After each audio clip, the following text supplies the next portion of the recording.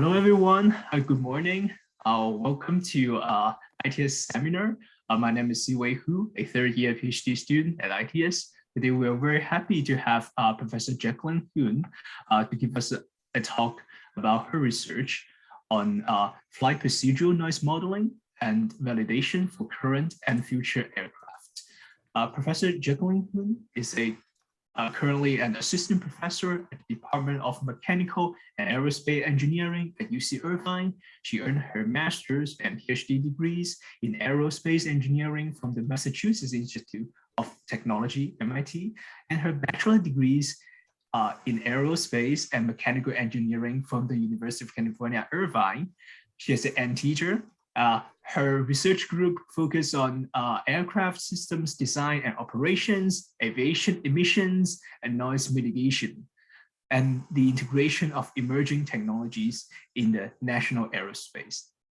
Let's join us in a warm applause and welcome Professor Huynh. And for those of you who have questions, please raise your hand or type your question in the chat box. This seminar will last for 90 minutes from 9 a.m. to 10:30. And please give it to Professor Huynh. Sounds good. Can you all hear me still? Yeah, pretty great. Okay, sounds good. Okay, sounds good. Well, thank you so much for the introduction. I will go ahead and get started here. So well, again, thank you for the introduction. So the title of my talk here is Flight Procedure Noise Modeling and Validation for Current and Future Aircraft. I'm going to go ahead and go through some of the research that my group has done and is currently ongoing, just to get a bit of a flavor of what we are doing here in the UCI Aircraft Systems Laboratory, which is the laboratory I am starting up since coming here at UCI back in 2020. Let me make sure I can flip the slides here. There we go. Okay, so you guys got a bit of an introduction of my background already. I'll just throw in a couple of other tidbits here. So Siwei mentioned I used to be an anteater here at UCI. I graduated with my BS in aerospace and mechanical engineering from UCI back in 2014. When I was involved here at UCI, I was involved in a lot of different aircraft design projects. In fact, one of the big ones, I say big literally when I describe it, was the human-powered airplane project. And you can see a picture here. Can you guys see my mouse, by the way? Yes. Okay, so you can see a picture here of me standing beside the 108-foot wingspan wing that we flew out in El Mirage Desert back in, this was actually in 2016. And the thing that this aircraft really got me interested in is these ideas of unusual aircraft concepts, as well as aircraft environmental sustainability, which then led into my eventual research interests, both as a PhD student and eventually a faculty back here at UCI. Of course, that experience enabled me to stay involved when I went to MIT in a variety of aircraft design build topics. So you can see a couple of pictures here of a few different projects I was involved with. I was a teaching assistant for these senior design projects where the students had to design some form of UAV vehicle, either to perform missions as an unmanned system or to represent a subscale design for an eventual UAM or AAM, advanced air mobility type of concept later on. Besides that, as far as my research has been and continues to be, has been in the flight procedure design for sustainability. And that then led into the things that I did both at MIT and then later here, what I am still doing at UCI, which a lot of it is flight procedure design for the purposes of either reducing emissions, reducing noise, or increasing efficiency. And this goes for both current aircraft, so your standard 737-800s, for example, as well as these future aircraft concepts. A lot of people are doing distributed propulsion electrified aircraft, paper concepts, and of course, we're seeing this emergence of UAM, AAM, advanced air mobility type of concepts also being proposed. So again, the overall goal of my research is to figure out and see how we can develop operations and integrate these emerging technologies into the national airspace while reducing any potential negative environmental impacts, and overall just trying to make the NAS as a whole more environmentally friendly. So if I wanted to get into a bit of motivation why we would like to do this, and I'm sure you may imagine motivations are many, but let me just show you a picture here of aviation operations. This came from Flight Radar 24, showing you the collections of all the aircraft that are currently flying today. Large clusters here in the US and in Europe. We also see a decent amount of clusters in Asia. And the long story short is that the commercial aerospace industry is very large, and it enables us to essentially reduce the size of the planet in the fact that we are able to now transport ourselves. We're able to transport goods across the entire world very efficiently, and ultimately are very connected due to that. Now, we want to continue to support efficient and reliable and safe air transport, as this is vital to global economic growth. Of course, this also leads to an increase in demand. So if we want to be able to continue to support that demand, there's a lot of things that have to come into play here. There's the aviation industry, communities, and governments, which have to be partnered. We have to develop airports, terminals, runways, and accessibility to those locations in order to allow us to fly the aircraft in and around. We have to have solutions in order to handle all the things like cargo handling, other activities, etc. We have to make sure air traffic management is up to speed with current technologies. And then, of course, as I've highlighted in red, and is the topic of my talk here, is making sure that we are able to also design these systems such that their environmental impacts can be managed and or accounted for. Now, we're seeing a lot of new technologies being proposed, which should help enable this goal. But of course, the incorporation of those either technologies or operations into the system, we have to research solutions in order to make sure that they can be incorporated into this long-standing system. Now, when I talk about green aviation, I tend to think about it in three different aspects here. So one of them is aircraft fuel efficiency. The second one is aircraft emissions. And then the last one here is aircraft noise. And the differences between the various pieces, well, we obviously would like the idea of reducing fuel for anything, not just aircraft, of course, but you think about your cars and the fact that gas prices are so high. But ultimately, there are different things that we can do in order to try to increase aircraft fuel efficiency. In other words, enable us to burn less fuel, or hopefully allow us to not burn jet fuel at all. And those types of solutions are things that we'd be interested in. Now, then the other one is aircraft emissions. So right now, about 2% of all human-produced CO2 comes from aviation, and that percentage has been increasing of the late.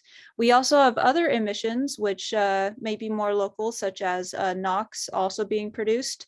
And the fact that the aircraft fly up in the sky also leads to the production of things like contrails, which has a global warming effect, just like CO2 also has a global warming effect. Now, we want to be able to manage these impacts. And again, those can be done through the usage of alternative fuels or operations which move you away from regions, for example, where you would produce something like a contrail. And so those are things to keep in mind. And this last one here is aircraft noise, which is interesting because aircraft noise in of itself, while it may not necessarily produce damaging effects to your lungs or warm the environment per se, it is still a great hindrance simply because noise in of itself is a huge problem for communities of people that are surrounding airports. And in fact, the FAA has invested many billions of dollars in the reduction to support the reduction of airport noise. We all know, if you may, SNA here locally has a very drastic noise abatement procedure in order to reduce noise just in this region alone. So it's definitely a big hindrance. In fact, we've actually seen communities effectively rising up in the promotion of noise reduction flight procedures, in the reduction of flight procedures that are negatively or causing negative effects to their home communities and whatnot, which have created quite a lot of pressure on the FAA to do something about it, and gives me inspiration or motivation to research into different ways in which we can reduce the noise, both right now through the mitigation via advanced operational flight procedures, and also think about how we would want to do this for the future once we get new technologies slowly integrated into our system. Now, noise in of itself, for any of you who may not be familiar, comes from a variety of sources on the aircraft. These include not only the engines, but also the airframe, and the magnitude of importance for each of the components depends on the specific phase of flight for the aircraft. Now, of course, we care a lot about departures and arrival flight procedures if you want to think about the noise that is close to the airport. And departures tend to be dominated by engine noise. Approaches, depending on the phase of flight, may have engine noise as an important component, but in some other phases of flight may also have the airframe as equally or more important, and it just depends on the specific phase. And so these aspects you have to manage as the aircraft is either departing or coming in on arrival to the airport. So I wanted to show you an interesting tidbit here, which is that if I just wanted to look at flight tracks that are going into different airports from 2010 and then 2015 and beyond. This has happened as recent as around 10 to 12 years ago. Basically, back in the day before we had sophisticated navigation technologies through next-gen, aircraft that would fly into the runways tended to be somewhat naturally dispersed, simply due to the fact that the aircraft would come in and the pilots maybe had less sophisticated navigation technologies. So you got this sort of natural dispersion of the aircraft as they were coming in. Whereas after the implementation of next-gen in the mid-2010s, we saw that the flight procedures coming into the airports have actually become a lot more concentrated. Now, this is great for things like efficiency. It's shown to help with safety as well, the aircraft to know where each other is, etc. But an interesting thing that has led to, or that this has resulted in, has been maybe something a little less expected, which is that with the concentration of the flight tracks going into the airports, people beneath the flight tracks have actually reported increased complaints due to airplane noise compared to what they used to be. So this is showing you a graph of Boston Logan Airport and flight tracks in 2010 and 2017, where the red dots here are showing locations at which someone filed a complaint due to airplane noise. And as you can see, not only have the numbers of complainants increased in those time frame, they also tend to be pretty far out along the flight track. Now, one thing to also note about aircraft noise, and when we think about making sure that the airport is following all the rules for aircraft noise, is that we've defined what is known as the 65 decibel DNL sound level noise contour, which is defined as the region for which a community located within this contour is defined as significantly exposed to noise. But as you can see, people are complaining way beyond this contour itself.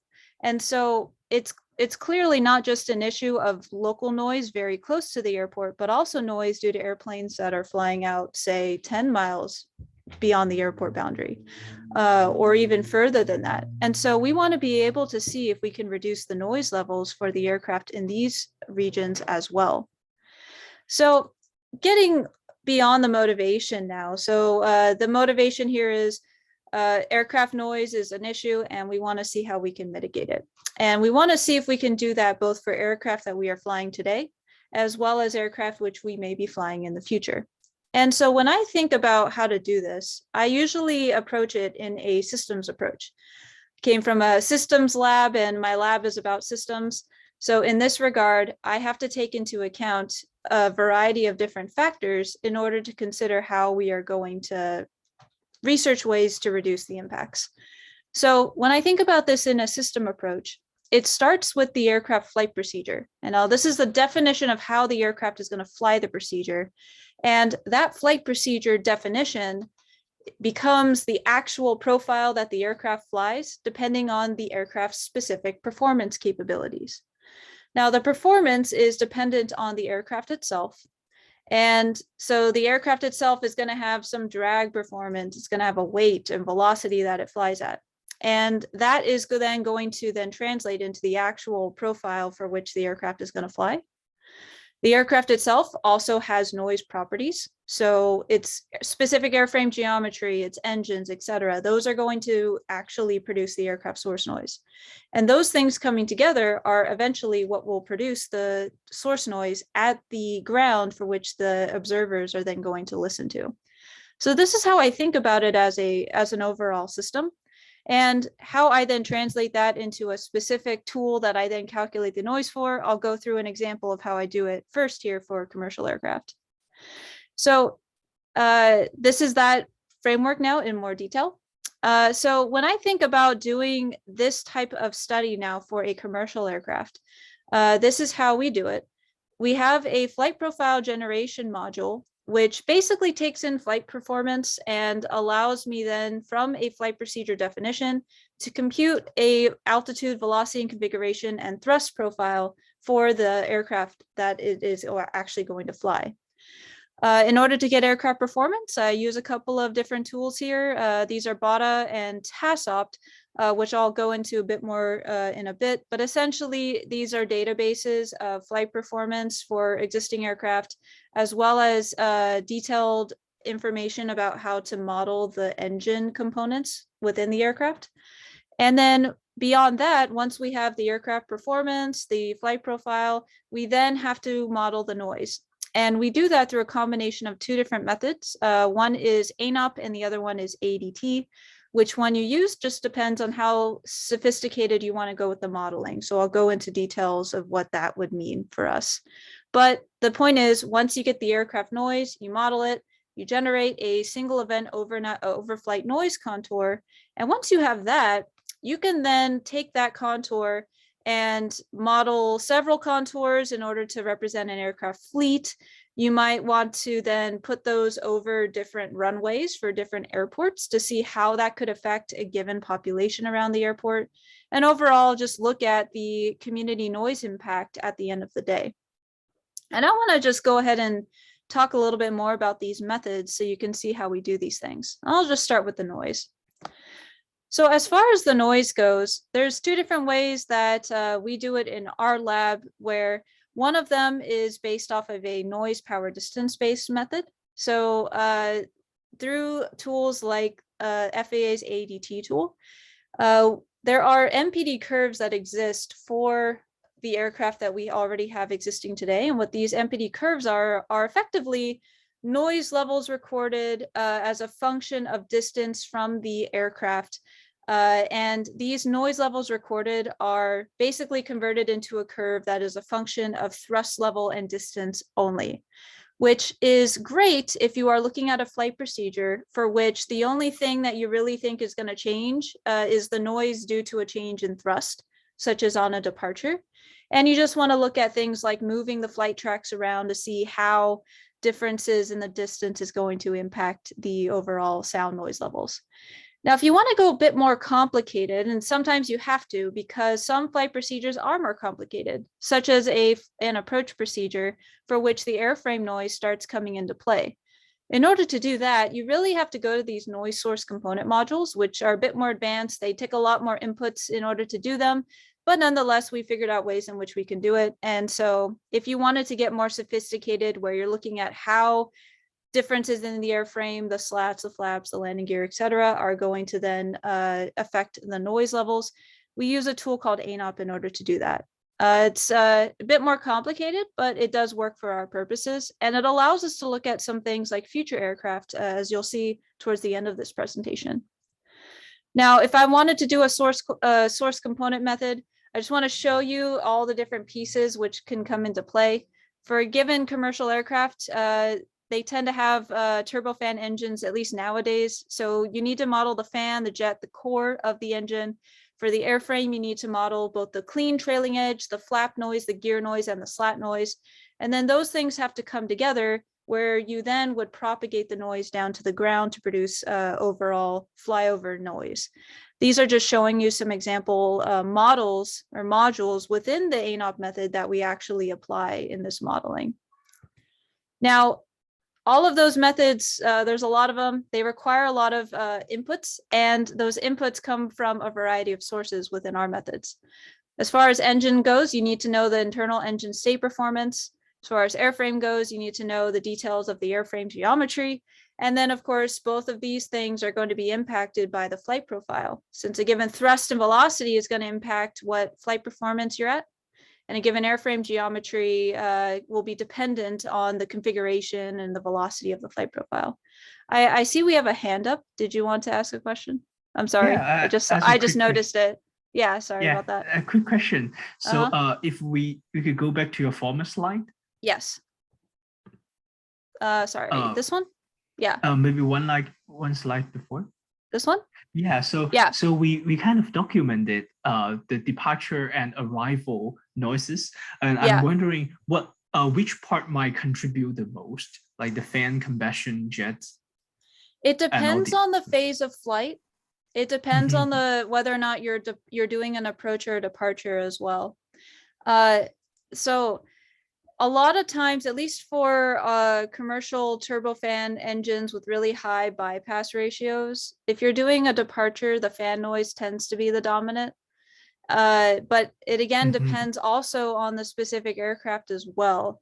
So now if I go to the approach side, on certain approaches, when the engine noise is when the engines are operating closer to idle thrust and the airframe is now sticking out, when I say that, let's say the aircraft is now configured, so it has the gear out, the flaps out, the slats out, those airframe noise components start tending to contribute more, particularly at higher speeds in the approach procedure, since those components also are highly dependent on the flight speed. So there isn't a single answer, because there's a lot of different combined impacts that come out of this.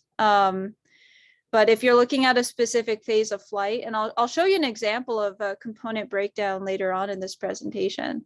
But if you're looking at a specific phase of flight and you really want to see which component is dominating, you have to model each one and find out. You get intuition buildup once you've done it a few times, but I'd say it overall still depends on the flight procedure. I see. Thank you for that, Jacqueline. No I saw problem. there's a question from Vicky. Yes. Yes. She asked, is airframe noise generally vibration? There's a few different pieces. So vibration could be for some of it.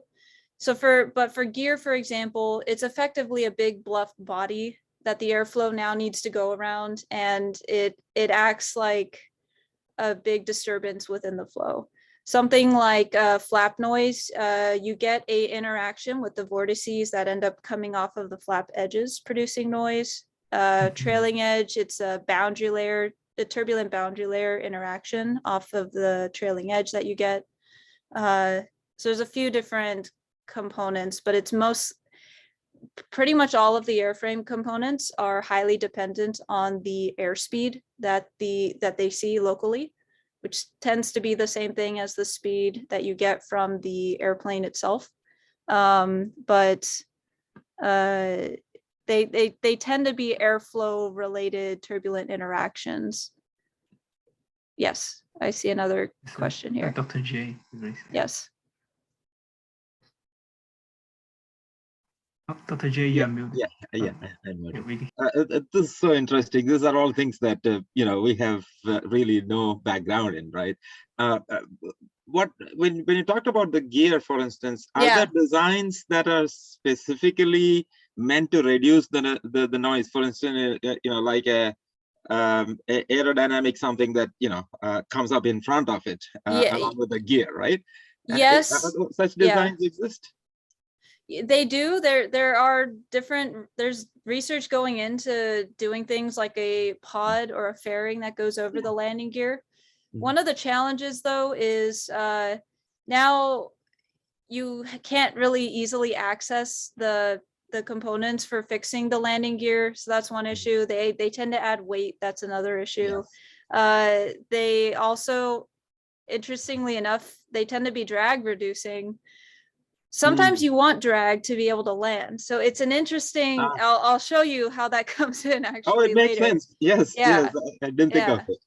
Yeah. So it's a little challenging. Actually, one way which you can reduce the landing gear is if you can design your aircraft to come in and fly more slowly on the final approach. And just the fact that you can reduce the airflow noise, the airflow that goes around the gear as it's coming in can help you a lot.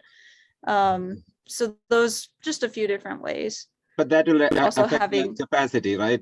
If yes, if all of them are coming at low speed, yes, that will take away from the capacity. Yeah, exactly. Really, you so do need a system scheme for it, and so I completely got a sense of why you need a proper systems approach for this. Yeah. So, yes.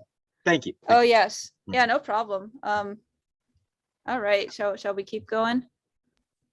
Sure. Thank you, Professor Jacqueline.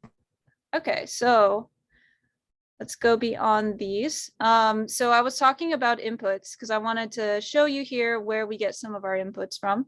And overall inputs depends on the airplane you're modeling. If I'm doing a commercial airplane, I'll show you an example of how we get those in our current research. But essentially, we need details such as the geometry of the flaps, the slats, the landing gear. For engines, we need the internal engine component performance parameters. So your mass flow rates and temperatures and pressures through the different stages of the engine. The flight profile itself has to account for not only the altitude, the velocity, and the thrust, but you also have to make an assumption of how the aircraft is configured through the flight profile and how that is going to impact the performance of the aircraft as well. And so if I want to then get into how we exactly get these, they are shown here. So let's start talking first about the internal engine performance and the airframe geometry. So in order to get those things, we have to use a combination of two different tools. The first one we use here is TASOPT, which is the Transport Aircraft System Optimization tool. And then the second one here we use is Base of Aircraft Data, and that is BOTA4. Give me one sec here.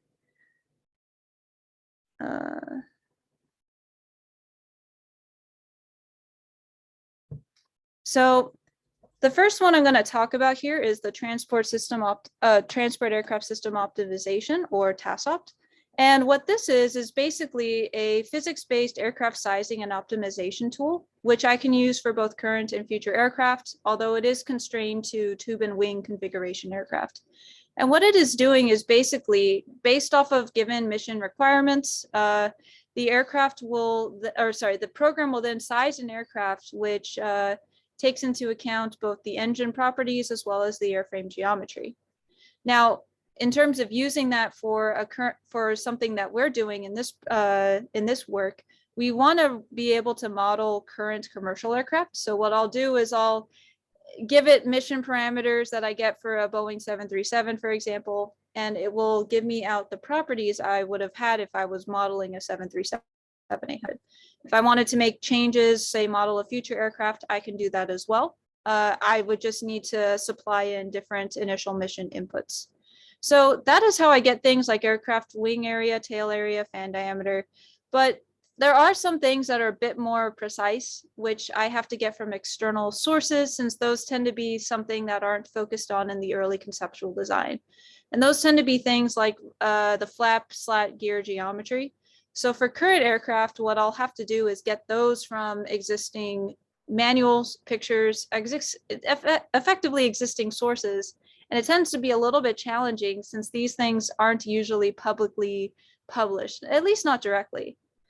But I'll show you what we do tend to do instead of that. So on Google, on videos, etc., there are plenty of videos you can find showing you things like the flap edges, slat edges, and the gear geometry for different aircraft, which we have had to use to go back and derive out that geometry. And fortunately, we were able to validate for a few different aircraft, so we're decently confident on these methods. But as an example here, I'm just showing you for a 737-800 how complicated it gets. There are 8 different flap edges that we have to consider for the flap edge noise, as I've pictured here. And we also have to know from things like pilot forums, etc., what is the proper schedule to assume of the flaps and their deployment for a given standard operation. So it's a part that makes the work kind of a little bit difficult to get the inputs, but nonetheless, we've found ways to mitigate it. Now, as far as the engine performance goes, this goes back into the TASOPT engine design and optimization. We use a Karabrock engine component matching formulation where effectively you give the design points for an engine and the tool will then go back and size the rest of the components on the engine. And as an example of the details involved in that, so this is showing you an example for a 737-800 engine where we give it the design inputs here, and these come from publicly available sources. Those then get designed within TASOPT, and all of the off-design operational components are then designed for different thrusts and velocity values.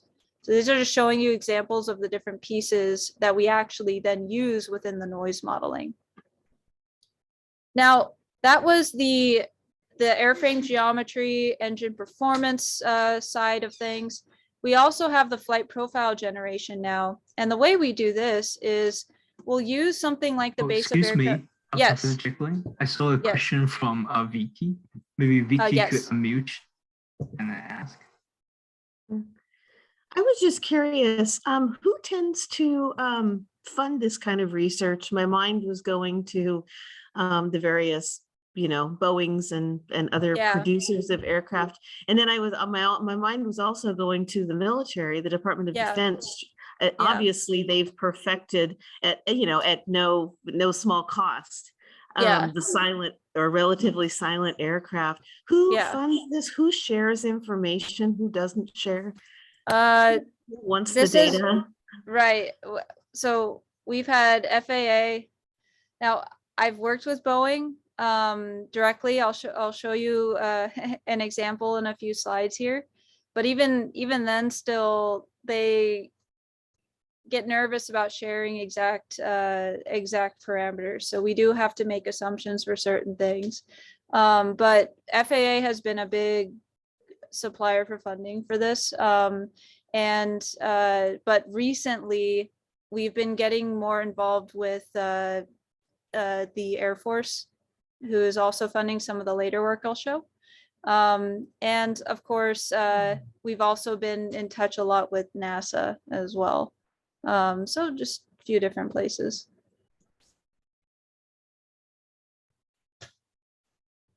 Anyway, so now as far as the performance side goes, we use base of aircraft data for getting things like the drag information we need for different configurations of the aircraft. And once we have the drag data, that then gets inputted into this flight profile generation module, which is effectively a point mass force balance kinematics model, which once you have the drag, you effectively balance the forces for a given flight procedure segment in order to determine the properties of the aircraft as it's flying that segment. And you do that on a segment by segment basis.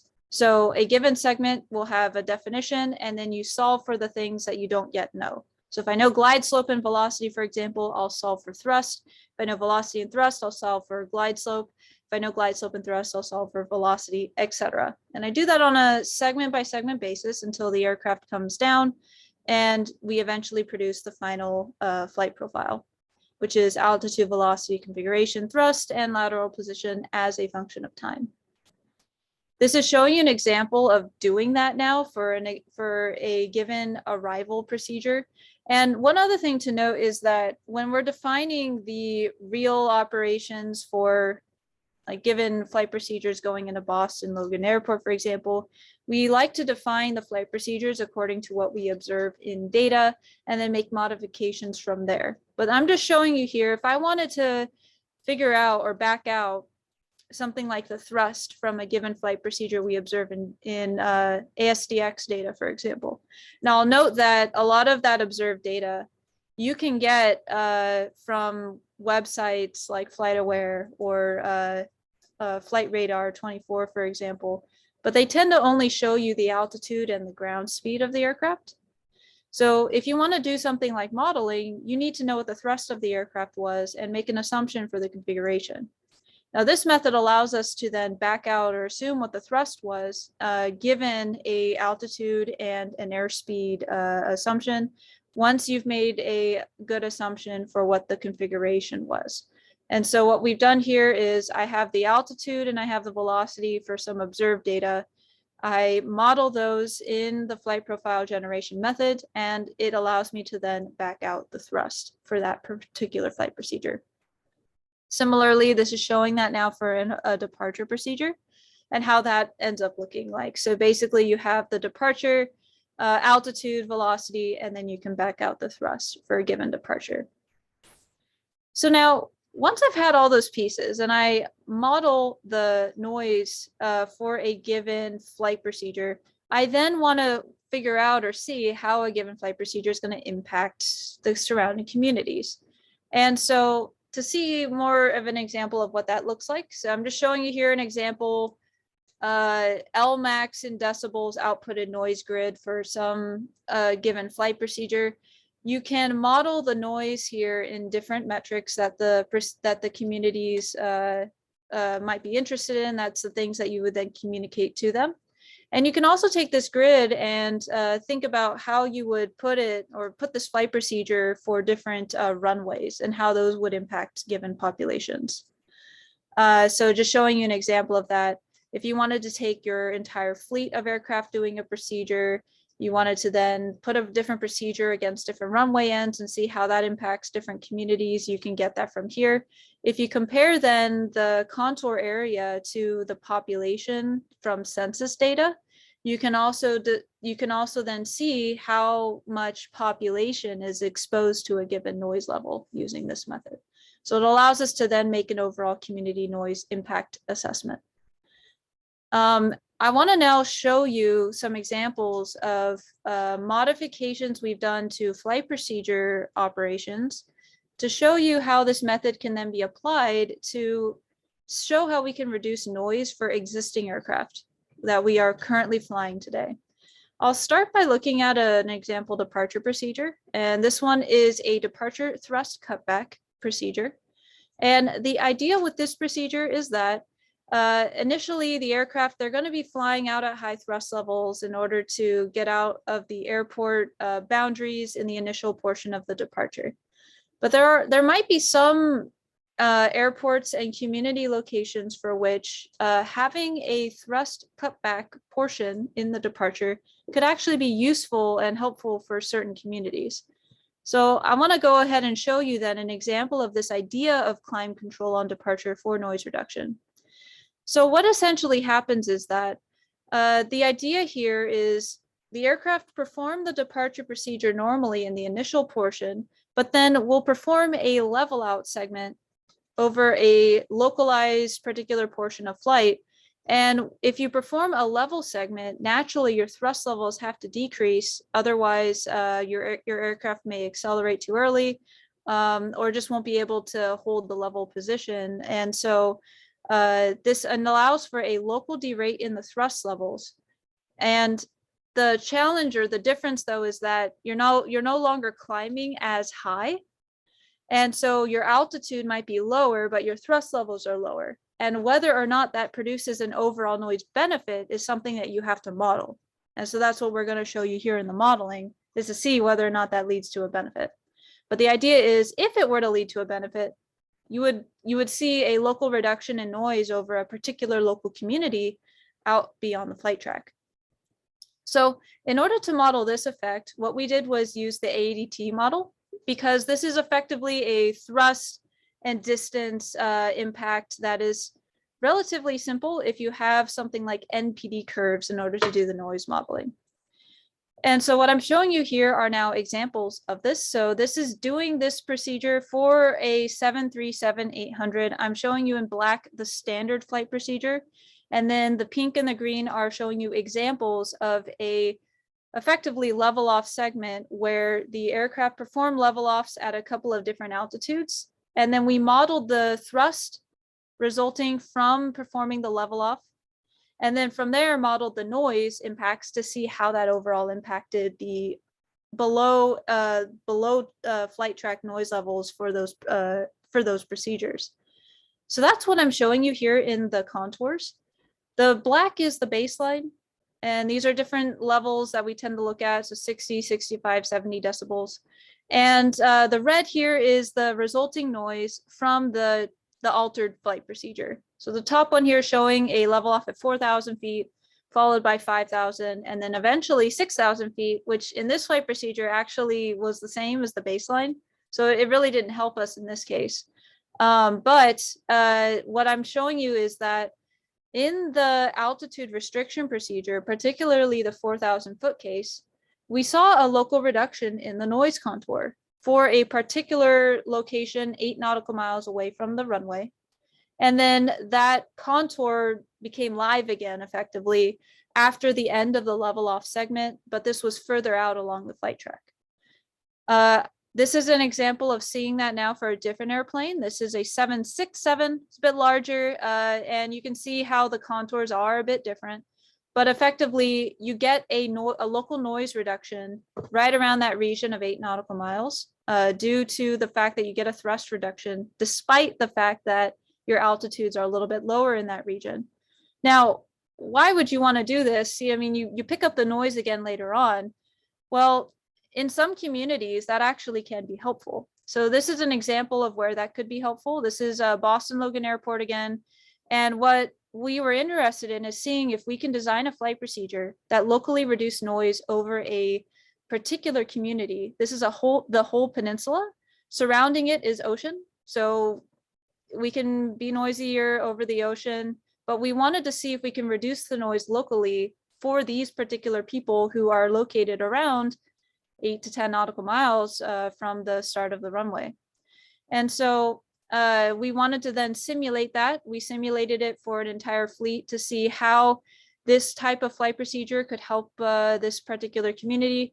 In this case, the altitude restriction was set at 4,000 feet. So the aircraft were said that once you hit 4,000 feet, you're supposed to hold level until 10 nautical miles, after which you can continue the departure like normal.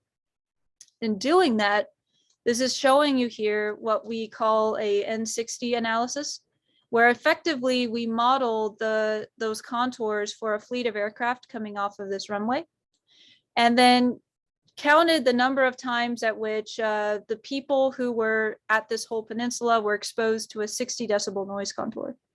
And effectively, compared to the baseline, the number of people who were affected were reduced. So about 1,000 people got less noise than what we had in the previous case. So that was an example then that showed an actual benefit for this case, since the region at which you start picking up the noise again is beyond the land in this case. So it's beyond the region for which you would impact negatively other people. I see we have a hand, so. Yeah, Professor Jacqueline, a question, why 4,000 specifically? Can we do 3,000, or can we determine the altitude in an optimal way? Yeah, so you can. In our study for this, we found that 4,000 was the sweet spot for most of the airplanes in this particular departure procedure. But that might not be the case for all cases. It was just that in this particular instance, the combo of both altitude and thrust seemed to be best at 4,000 feet. But there is definitely a more sophisticated optimization problem you can do here. We did these very discrete, like every 1,000 feet we checked it, but for a given flight procedure, you really could optimize overall for a given fleet, like the best optimal flight altitude to choose here. So that's why we did that in this case. Yeah, thank you for the clarification. What about the 3,000? I think we stopped at 4 for this particular case, and I think we could have ran that. So we could probably try it to see. I don't remember if we did. I think I'm just showing you the 4 here. But 3,000 is a bit earlier on in the flight procedure, so it just might not necessarily be necessary. The other thing too is that if you're too low, now dangerous. You have it's the disbenefit of now you're closer despite having lower thrust levels, and there is a trade-off there that you can see in the optimization problem. Yes. Yeah, thank you. I'm sure there are lots of trade-offs. Is one of them efficiency and emissions? Efficiency and emissions are definitely also potential trade-offs. And so that's the other thing to do. And the other thing is airspace too. So making sure you're not conflicting. Conceptually, the procedure looks interesting on this case basis where the only thing you care about is runway 22 in this case, runway 22. But if there are other operations also locally occurring, then that could lead to challenges. So it's good in this one-off case, but there are those different instances that we would have to check. So emissions are definitely something to consider if you're going to be operating at the lower thrust levels, less optimal phases of thrust or less optimal operation of the engine. Yes. I think. Yeah, I had a question too. Yes. So it seems like there is an optimization in terms of, how many people are affected, right? I mean, you have as part of it. So isn't the question really, should we just make a few people hear a lot of noise versus, a lot of people, so just giving this cutoff of 60 decibel or whatever. I guess that takes away the optimization from you, right? Well, yes. Newport Beach people in Orange County. Newport Beach doesn't matter because they are the as Jacqueline was saying, there is an ocean out there, so it doesn't matter beyond that, right? I mean, so it's easier. Any comments on that? No, well, so it's very politically challenging to say we're going to make these regions louder so that this region can be quieter. Like I personally in my work like to focus on the procedures that are a overall benefit to everybody. And in this particular case, it works out. There are other cases for which that's not the case. So you'll get a benefit in one region, but less so in another. And getting that, I mean, on our side, we show the data, this is what it is. But for the people who would actually implement it, that becomes a very difficult challenge. So I like to focus on procedures and technologies which are going to lead to an overall benefit. But it does lead to some restrictions, like for this climb control example, this could lead to a benefit for this specific operation, but it wouldn't lead to a benefit for another runway, for example. So that's definitely important to think about. One other quick question. So do you formulate these optimization? Is there a way to formulate them as control problems, basically, trajectory control kind of problems, or is that's what you do? Just making sure. Yeah. And I'm sorry, I'll have to leave. No, it's fine. For a meeting at 10 o'clock. So just wanted to say that this is great. But we will get in touch with you, with my student who is working in Boeing and is thinking of a topic. But may have interest. So thank you so much. No problem. Well, let me go into the Boeing procedure then.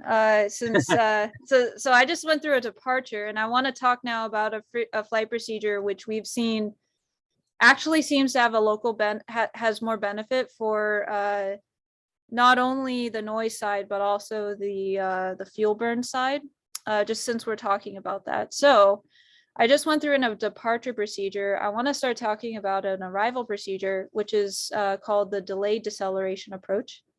And so what this flight procedure is compared to a standard approach, what tends to happen on a standard approach is that the aircraft will come in and the pilots will slow down. They might slow down early on in the flight procedure. There's different reasons for why you might do that, but it could just be operational. It could be a direction from ATC. But basically, if you slow down early, you have to start letting out your flaps and slats earlier. And if you configure fully really early on in the flight procedure, meaning you've got all your pieces out and now you're just coming into land, you have to pick up the thrust again to maintain your airspeed. And as a result, you can get unneeded thrust and unneeded additional noise impacts as you're coming in on the final approach. The delayed deceleration procedure, on the other hand, is one for which you maintain your airspeed for longer in the flight procedure, allowing you to maintain a clean configuration later on, and allow you to also maintain lower thrust levels for a longer portion of the flight procedure. And this has been shown just from observed data to result in overall fuel burn reduction, simply because the less you have to have your thrust or your engines pop up, the less fuel burn that you'll have to burn on the final approach. But as we're also going to show here, this also appears to have a lot of noise benefits as well. And effectively, it's developing these optimal approach procedures. There appears to be a lot of benefits for both the noise and the fuel burn side of things in terms of environmental impacts. So we wanted to be able to model the approach, this delayed deceleration approach concept. And because it's a bit more complicated, it has both the airframe you have to consider, the engine noise pops up, etc., and different airspeeds are going to come into play. We had to really go to the more sophisticated component by component noise modeling method. And so that is what is ANOP, when we brought back in the ANOP tool for this case. We started, though, first by defining or designing the flight procedures. So a standard approach procedure, I just wanted to show you here that these are flight procedures for the same aircraft flying into the same runway. All of these aircraft performed a effectively 4,000 foot level off segment before they then intersected the glide slope to perform the final approach. And you can see there's quite a distribution in the airspeeds that these aircraft had as they were coming in. They all stabilize out at about 2,000 feet here. But before that, there's a variety of airspeeds that they can maintain. So the median airspeed is the red line, and that's what I've shown in the black here in the model. Whereas the blue is an example where it was more delayed deceleration-like. So the aircraft maintained its airspeed for longer in the flight procedure. If you were to just assume that the flaps are released based off of an airspeed schedule, then the flaps here would then be delayed and deployed much later in the flight procedure compared to the baseline.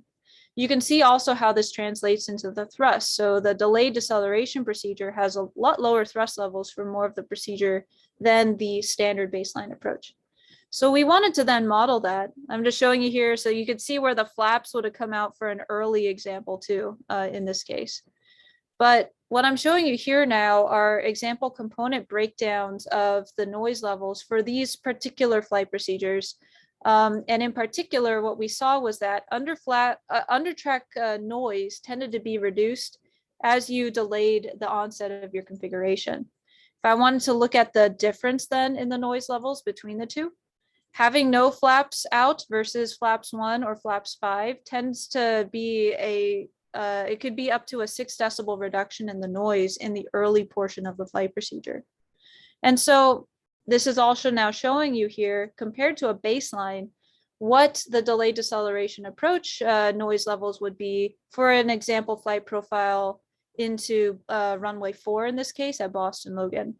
I'm showing you here now, as we're talking about population exposure, the difference in the population that was exposed to different noise levels here. And I do want to point out here that these are positive differences. In other words, the noise levels were overall reduced, as opposed to being the opposite in some instances. Again, we don't, or at least I don't like the opposite cases.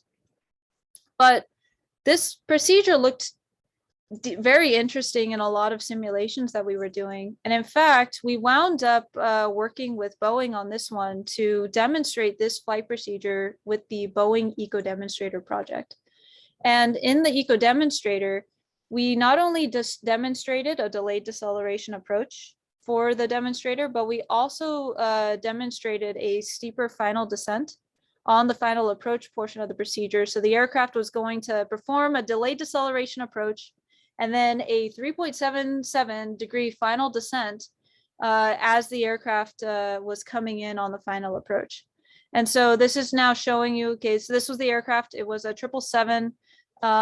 The approach procedure was as follows. So the aircraft was going to fly in, perform a turn before landing into Atlantic City International. And the idea was that the aircraft was going to maintain speed up into the point where it intersected with a procedurally defined 2,000-foot level off segment. And it wasn't until the level off segment where it was finally going to start doing the deceleration. So its flaps weren't coming out until it was about halfway along that 2,000-foot level off segment. And the gear was going to come down right as it intersected with the final descent phase here. And that final descent, again, it was going to be steeper than a standard 3-degree final descent. And so this was the eventual flight procedure that we designed. So Boeing wound up flying a variety of different approach procedures along with this one to demonstrate its flyability. And what I'm showing you here is if I were to compare this procedure to a baseline procedure, what that looks like. I mean, the approach altitudes are mostly the same for most of it, except for the final descent where you had that additional steep approach.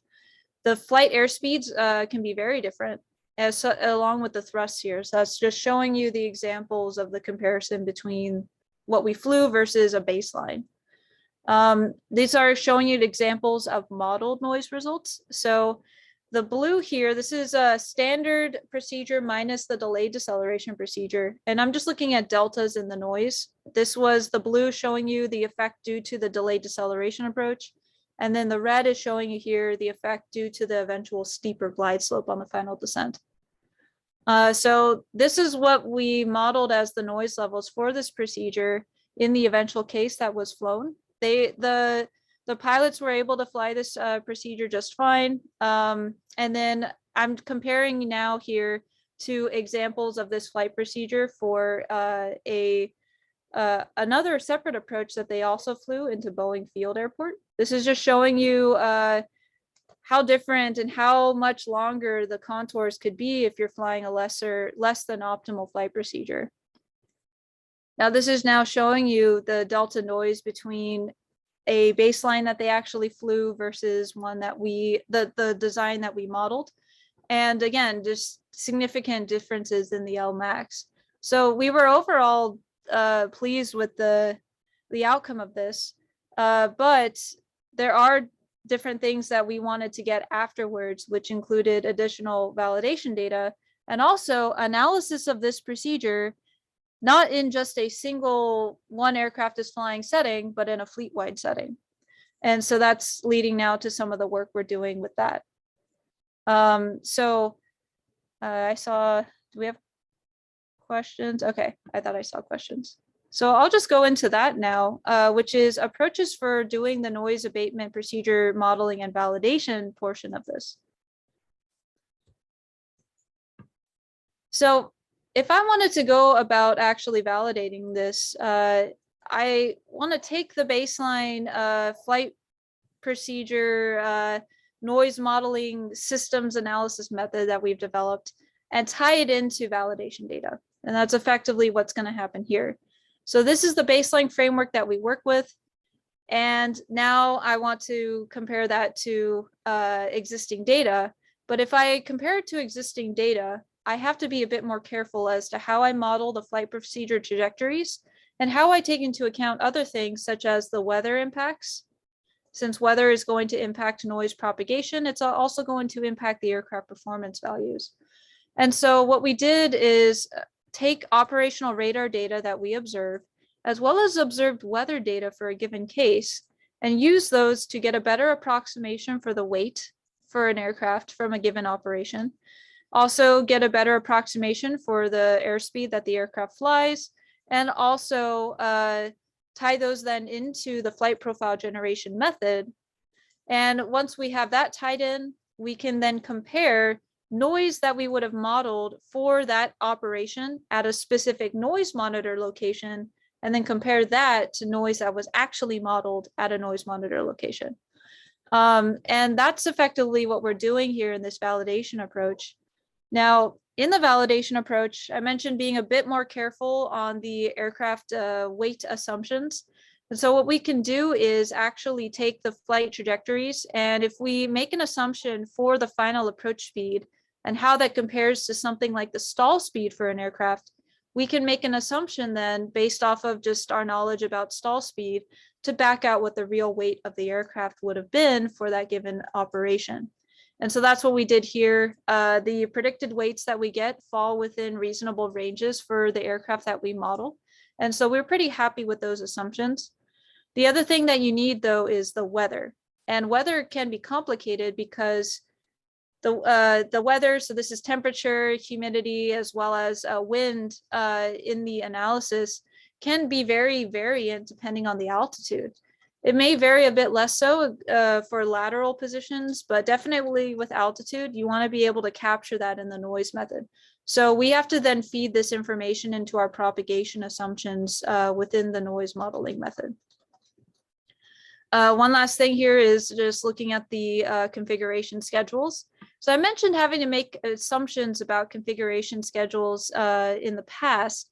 When we're doing something like validation, you really want to be careful as to what you are assuming here, since the configuration has can have a big impact on the noise that you model. So what we do is we actually model the configuration noise for a variety of different configurations, and then compare our resulting noise outputs to the noise monitors for all those different configurations. I'll show you examples there to explain what exactly that means for us. Effectively what that is saying is that we will take the noise modeled for a given configuration, and over a given monitor, we'll assume that configuration setting across all the different configuration settings. Anyways, I want to now show you how we're doing this basically at different airports across the country. You'll see that they have these noise monitor systems set up. And a lot of this data is actually publicly available on their website. So if you wanted to research it, you can download the data directly from their websites. But what we wanted to get was noise monitor data that was fairly far out along the flight track. For something like Boston Logan Airport, that's a little bit challenging because most of their built-in noise monitors are actually very close into the airport. And we wanted to get noise data out at like 10 nautical miles away, for example. We actually had to set up noise monitors for those regions in order to get that information. So that's just showing you that picture here. But some other airports are a little bit more conducive to this. So this is the network at Seattle International Airport. And you can see some of their noise monitors are actually located fairly far out along the flight track. And those have become useful for us in terms of being able to validate noise for something like the delayed deceleration approach. And so anyways, what I'll show you here in the next couple of slides is just some of these validation efforts using these noise monitors at both of these airports. First thing first, you have to model the operations. So that's what I'm doing here. We wanted to isolate out cases for which aircraft were performing something like a conventional deceleration, where you slow down pretty early in the procedure, and compare those to cases where the aircraft was doing more of a delayed deceleration, holding the airspeed for longer in the procedure, and then not slowing down until the final portions of the flight procedure. So that's what I'm showing you here. Now I want to show you an example of modeling cases with this. So this is an example approach procedure This was a 737-800 again, performing what I'd call a standard deceleration, where based off of the airspeeds, it appeared to be that you would have had a configuration, maybe flaps 1 or flaps 5 around the early portions of the flight procedure. And then because it held the airspeed, you weren't going to get those later flap settings until the latter half of the flight procedure. But what I wanted to show you here now is that if I were to then take those cases, model the noise at these lines representing the noise monitors that were positioned out at Boston, the dots in the black arcers here are noting the actual measured noise. And the colored dots here are our modeled noise at different flap settings. And what we saw in these cases were that if we modeled around flaps 5 in the noise model, this tended to compare fairly well to the measured noise at the monitors. And that also tended to be consistent with the aircraft flight velocity that we were seeing in these cases. So ultimately, what we saw was that if you had a decent assumption for the configuration, and as well as take into account the weather assumptions for the aircraft, then the results tended to be consistent with what we saw in the measured data. One other thing to note is that you would see a pretty significant variation in the overall aircraft noise levels depending on the flap setting you assumed. So you do want to be careful when assuming your flaps. I want to show you this now for a delayed deceleration approach. So in this case, the aircraft airspeed was held higher for longer in the flight procedure. And the measured noise that we got tended to compare most well to the clean configuration setting, which again was pretty consistent with what we were assuming or seeing in the velocity data. This is showing you more of an intermediate case. So the aircraft was fast at first and then slowed down over the later monitors. And you could see how now the measured noise compared to what we're modeling with the flap settings tends to vary. So it compared closer to the clean case for the outermost monitor, and then got closer to the flaps 5-ish setting at the later monitors here. Just showing you now that we did this for other aircraft as well. So this is an Embraer E190. Again, showing similar cases where the delayed deceleration case tended to be more consistent with our clean modeled results. And then early deceleration cases tended to compare more so with the flaps 2 setting. This is now showing you for an Airbus. Again, similar results. We were pretty happy with what we were seeing with these. So now that's validation stuff. I want to talk about how you would think about this now in a fleet-wide setting. Since again, when you look at this on an aircraft by aircraft basis, it's easy to define this for one flight procedure. But if you have to now start considering all the other aircraft flying into the runways, how do you do that? And so that's what I want to talk about here. So the next thing that we're currently working on is this fleet-wide implementation of delayed deceleration approaches and how you might go about doing that. So when thinking about a fleet, the reason why it's challenging is because you have all the different aircraft coming in. They're all going to have different deceleration rates due to the fact that they're different aircraft. They have different drag properties, different thrusts, different weights, etc. And those are all going to factor in. One second.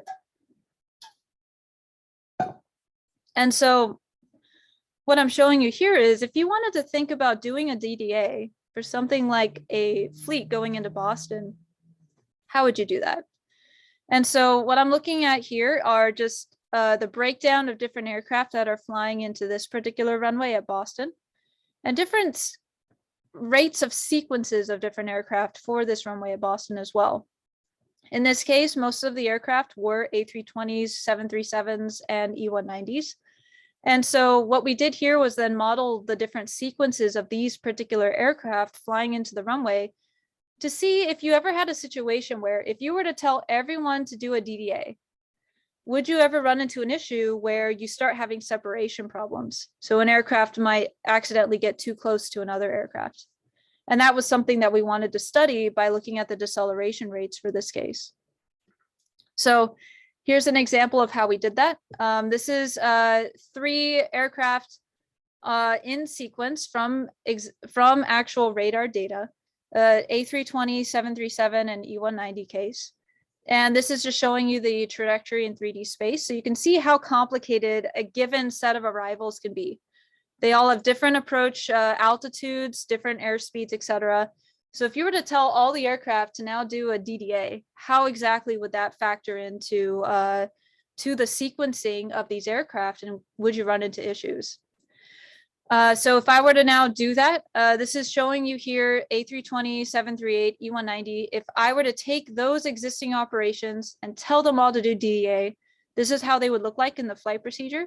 So the red is showing you the resulting DDA procedure. This would be, if you're looking at the noise, how the noise would have been reduced in these cases for these three aircraft. So the green is showing you here the reduction area for which those populations are no longer exposed to, in this case, the 75 decibel SEL level for these three aircraft. And now the question is, okay, how does this actually look like in terms of the actual sequence?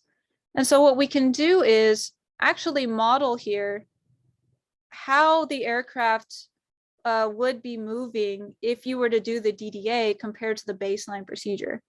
In this case, if all of these aircraft did the DDA, they were not running into any separation issues because their resulting accelerations allowed them to still maintain the separation throughout the flight procedure in this particular sequence. Now, beyond that, if I were to take that and apply that analysis to all the different sequences on the airport, we can see whether or not you ended up with a case where separation was violated. And in fact, for this particular day at Boston, there was only a separation concern in 2 cases. And I think it was a 738 following an E190, if I recall from this study, in both of those examples, where you ran into a slight issue with the separation. But in all the vast majority of other cases, you were fine.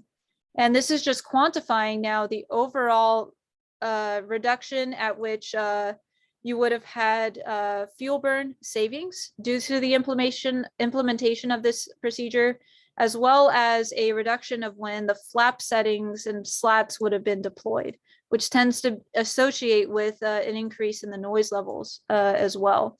So it's an interesting study. We're still studying different sequence examples for the different aircraft and seeing how DDA could possibly be implemented on a fleet-wide setting, and if there are other issues that we would have to study from this. Yes, I see a question.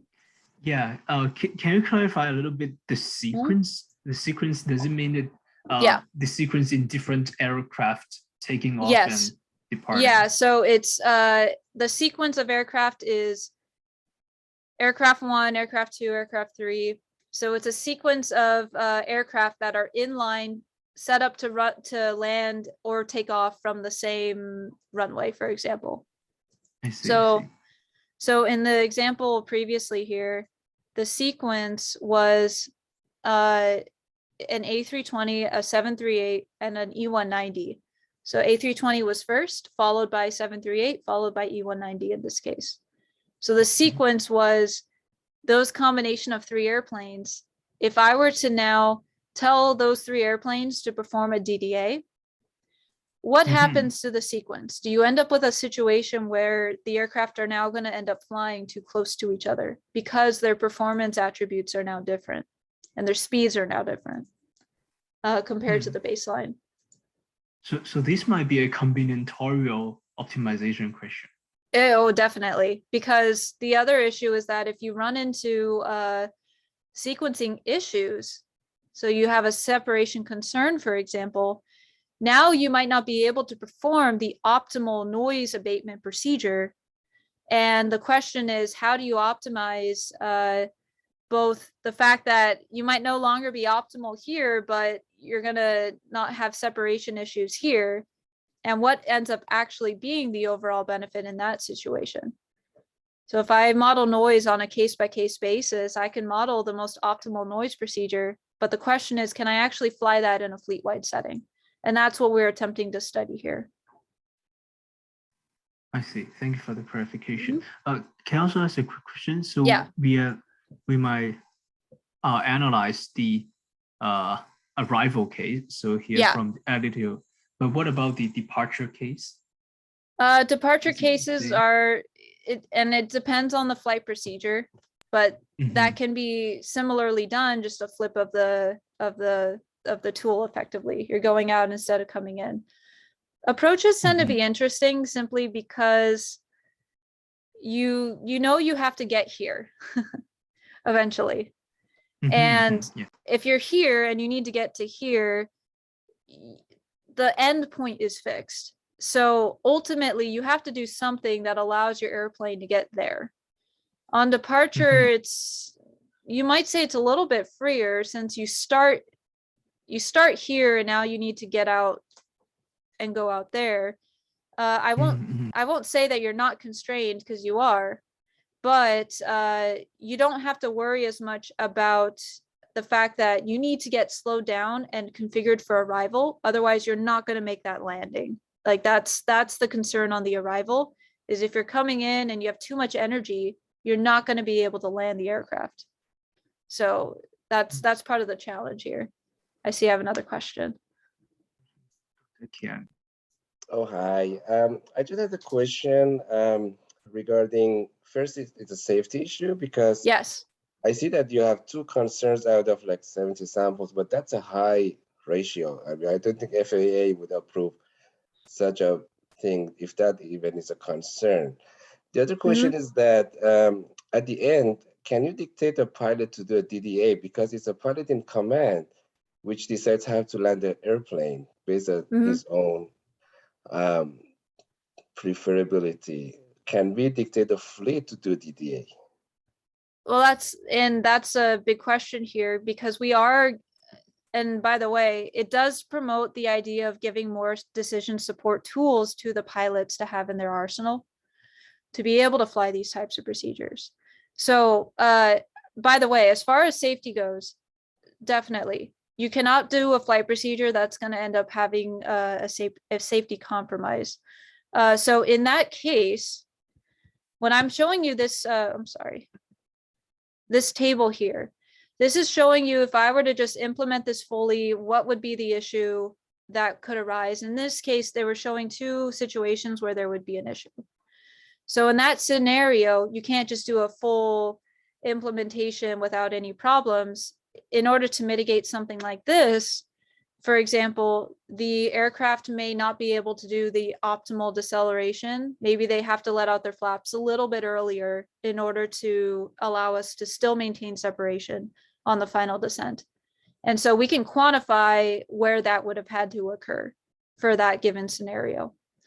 But as you also alluded, to just tell the pilots to be perfect every time, that might not be practical without the implementation of proper decision support tools. And so there are different agencies that are working on this, and we highly support it, because if you have those in the pilot's arsenal, they should be able to perform something like this. And that's what we're ultimately scheming or hoping to achieve by showing how this analysis could help. So. Okay, thank you. Yeah, no problem. Okay, I know we're closer on time, so I did want to just mention some of the other further next steps that we're going. Simply because I talked about future aircraft, but didn't get a chance to say about it much. I do want to mention here that beyond just looking at the operations for current commercial tube and wing, we are starting to apply this approach now in our research to things like AAM, UAM, advanced air mobility type of aircraft configurations. And this is going to be definitely a challenge, simply because we thought that commercial tube and wing had a variety of decelerations and operations and whatnot. AAM space is another beast, simply because all different types of industry are currently proposing all these different configurations for these types of UAM vehicles. Things like STOL aircraft, tilt duck aircraft, vertical takeoff and landing tilt rotors, these all exist. And those are all going to have their own unique flight operational capabilities and their own noise levels. So it's a fun challenge to be able to figure out. So we're currently starting up working with FAA to see how you might do something like this for a UAM, AAM type of type of space in the analysis. So in doing that, we have to develop an AAM noise model beyond just the noise model we had for turbofan powered commercial tube and wing aircraft.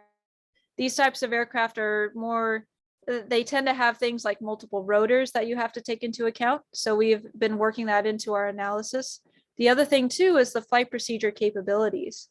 The STOL aircraft, for example, has different flight procedure properties than a commercial tube and wing would, for example. And so those have been, we've been slowly factoring those in. This is showing you our conceptual AAM noise model, which takes into account those different flight procedures as well as the multiple rotors for different UAM vehicles. And we have been developing this actively. And we have had some preliminary analyses come out of it so far. The other thing too is the flight procedure definition and how those then factor in. And so this flight profile modeling method is also something that we are currently working on as we're going in. We do hope to see if we can develop noise power distance based type of curves, but thinking about it now for the UAM type of space, as opposed to what we are currently doing for commercial tube and wing. Just showing you a couple of different analyses we've been currently working on. So we've been doing things like STOL aircraft analysis, where we are looking at noise impacts for blown flap STOL type vehicles and how those might go in. You have multiple rotors you have to take into account. You have additional rotor and airframe interaction noises to take into account. So that has been something that we have been working on. And then when you've taken into account those two methods, you can then combine them into a modeling method to model a specific vehicle such as STOL. And that's what I'm showing you here. Just showing you some examples of data that we have been collecting in order to validate propeller noise models originally. So we have already done some propeller noise runs where we've taken a propeller, we measure the noise on an arc around the propeller, and we compare that to our noise modeling methods. What I'm showing you here is just an example of that, where we looked at different RPM values for a given rotor that we tested, modeled the noise, and got decently good agreement between the modeled noise and the measured noise across different noise monitors around this arc. And then some other stuff that we've been doing was measuring procedural noise for something like a STOL aircraft, kind of like what we did with the noise monitor data for the commercial tube and wing. But this case was a bit more directed simply because we had an available aircraft and we did the flight tests and measured the noise monitors directly. In doing that, by the way, we were seeing, so this is just showing you the noise measured for a STOL operation versus a CTOL operation that we did, both in the approach and in the departure cases. And I'm just showing you some of the deltas in the magnitudes we're getting. Lastly, some other stuff we've been looking at are these different operations you might be able to do for something like AAM, how those might come into play. And what I'm showing you here is just some steeper approaches for something like a STOL vehicle. We modeled different flight procedure operations and have also been modeling the noise impacts that we've been seeing. This is all very preliminary since a lot of this work is ongoing, but this is just to give a bit of a flavor as to what we're doing in that realm of space. But I do want to just summarize now, because I know I'm coming close to the hour and a half, but basically in the work, we've taken a systems approach to assessing the noise and environmental impacts for aircraft as they fly into the airports, how they impact the people surrounding the airports, and how their operations may have to be specifically designed not only to account for both the noise impacts, but also the operations. How do you actually fly these in, and what would this mean on a fleet-wide setting?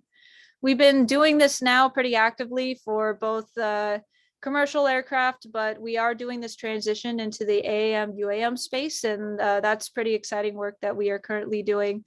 And of course, been looking at the fleet-wide implications for given operations. But ultimately, I'll just end with the last slide here. So ultimately, we're going to be continuing our environmental impact assessments for different commercial aircraft as well as future aircraft. looking into the design for advanced air mobility in this space, and ultimately trying to figure out, okay, how do you incorporate these advanced operations and these advanced aircraft into the NAS while enabling or keeping their ability to have lesser environmental impacts. So that's the ultimate goal for the lab and the future work we're doing. So at this point, I'll take any remaining questions we have here, but that concludes this presentation. Thank you, Professor. Mhm. Thank you. I think we have a question from Todd. Todd, can you unmute yourself?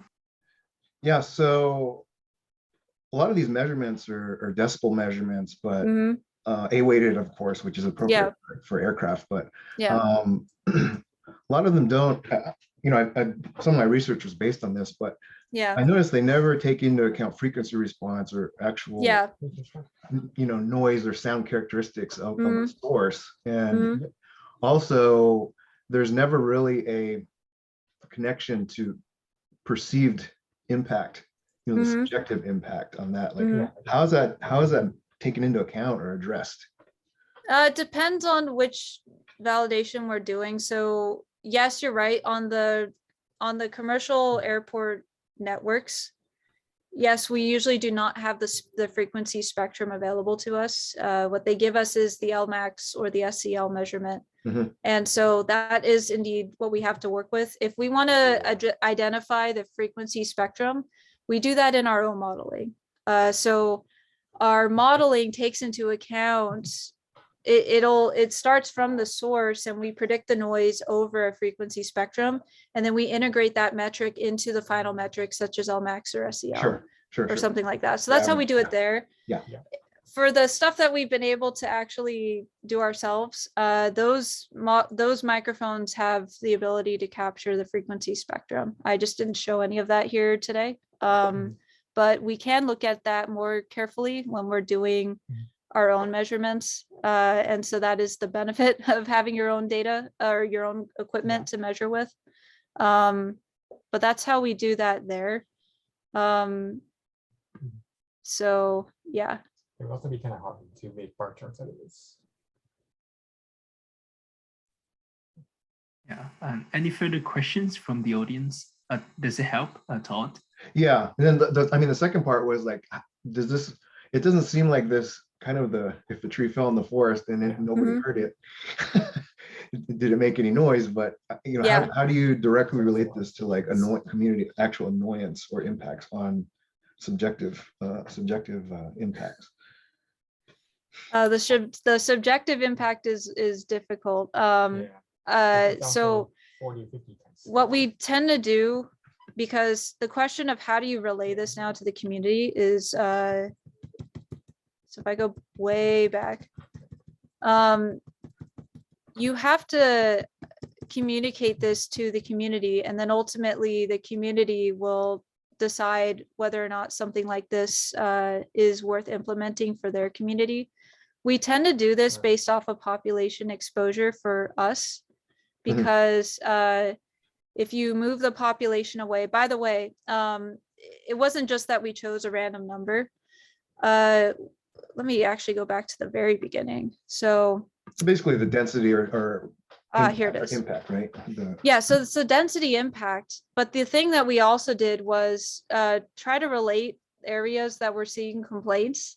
And when you have complaints existing, you can measure, you can model or measure the noise levels that these communities are experiencing, and relate that information to a given level. So if 60 decibels was enough for a lot of people to want to complain to it, clearly that's a metric that's a noise level which we should be considering in our assessments. Right. And so one of my colleagues did a study looking at what noise levels really mattered, intended to relate to high levels of complainants for a particular airport. And that helped us to define what some of these levels were that we ended up looking at when we defined the contours. But I'd say ultimately we look at the deltas and we look at the number of people exposed to a particular amount of noise when doing the assessment. But I agree that the subjective noise levels eventually, beyond just picking an A-weighted noise metric for doing the assessment, it is challenging. We do our best to look at what the complainants tend to care about in terms of which levels to look at. Right. Right. Thank you. All right. Yeah. Yeah. It's a challenging one. All right, thanks for toss question. Thanks, Professor Huynh, and very interesting, very informative presentation. Please join me in a warm applause. Thank you, Professor Huynh, for giving us such a fantastic presentation. And for those of you who are interested in the seminar series, and we also have seminars in 2 weeks with Professor Jonathan Levine in the Public Planning Department at University of Michigan. And please stay tuned. And and a question, Professor Huynh, can we get a copy of slides? Yeah, sure. I'll send over a copy. Yeah, thanks so much. Should I send it to you? I'm sorry. Yeah, should I send it to you? If you may. Okay. No problem. Yeah, thank you, Professor Huynh. Mm-hmm. And have a great weekend. Thanks again for speaking with us, and thanks again for joining the seminar. And have a great weekend for all of you. Thank you. Have a good week. Thanks for listening to my talk for an hour and a half. Good luck on your finals, everyone, if you haven't finished them yet.